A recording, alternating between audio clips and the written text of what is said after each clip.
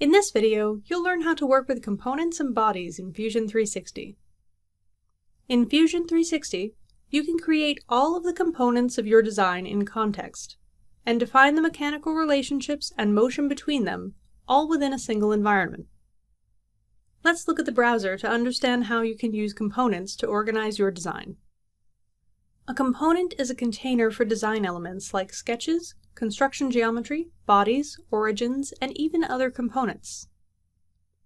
The top node in the browser is a top-level component that exists by default in every design. Document settings, named views, and joints are always located in this top-level component. You can create as many components within a design as you need. Each component is capable of motion, has its own unique origin and coordinate system, and also has its own timeline.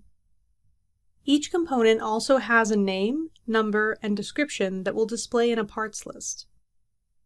You'll need to use components to organize your design if you plan to use any of the manufacturing or documentation tools in the manufacture and drawing workspaces.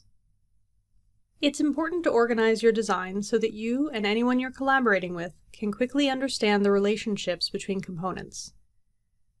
As a best practice, it's a good idea to first create a new component within your design, activate it, and then begin defining its geometry. Right-click the top-level component and select New Component. You can also access this command on the toolbar from the Create or Assemble panels. Name the new component, and now you're ready to start sketching and creating geometry for that new component. You can also create a new component while you're in a command like Extrude.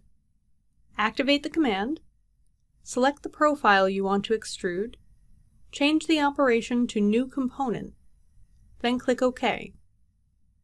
Note the new component is created in the browser, and don't forget to change the name to something meaningful.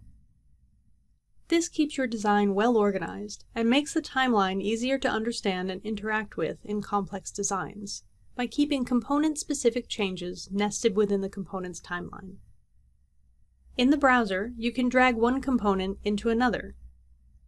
Notice the assembly icon indicates that this component contains additional components. You can activate any individual child component nested under the parent component, or activate the parent component.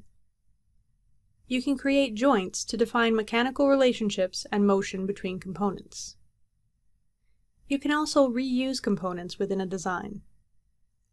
Right-click a component in the browser, select Copy, right-click the parent component where you want the copy to appear, then select Paste. This creates an identical copy of the original component. Note that the components share the same name, except for the :1 and :2 at the end of the name. When you make a change to one copy, the other updates to reflect that change. However, you can position each instance of the component independently. Note that if you choose Paste New instead of Paste, an identical copy is created, but it is not linked to the original. When you make a change to one copy, the other does not update to reflect the change. You might also have an external design that you want to reference as a component in your current design. To do this, in the Data panel, navigate to the design you want to reference. Right-click the design and select Insert into Current Design. Use the manipulator, or adjust the settings in the Move Copy dialog to position the component, then click OK. Notice that the inserted design displays as a component in the browser. The link icon indicates that it is an external reference, or XREF for short. The inserted design is now listed in the Uses section for the current design, and the current design is now listed in the Used In section for the inserted design. If you or a collaborator open the inserted design, make a change, and save it, the current design will display a warning symbol over the component in the browser and in the application bar, indicating that the XREF is out of date. Right-click the component and select Get Updates, or click the icon in the application bar, and you'll see the latest changes. If you right-click and select Break Link, the component is inserted directly into the design and the link between the two designs is severed. Now let's introduce bodies. A body is a single container for a contiguous 3D shape. This could be a simple primitive like a box, cylinder, or sphere, or a more complex 3D shape. If you split a single body, it becomes two bodies, because the original 3D shape is no longer contiguous. Each body is contained within a component, whether it's located in the top-level component or one that you created intentionally. Each component can contain multiple bodies, but note that you cannot create joints or motion between them. There are a few things that you should consider when creating bodies. Before you modify a body, make sure you activate its component first. Consider hiding other components when you modify a body to avoid creating unnecessary relationships between bodies across different components. If you copy and paste a body, each copy remains independent. Changes you make to one body will not affect the other. Bodies do not display in drawings or in a bill of materials.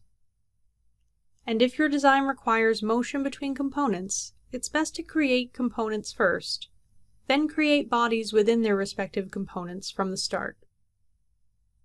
Now, if you've already created a body in the top-level component, you can create a new component later by right-clicking the body and selecting Create Components from Bodies.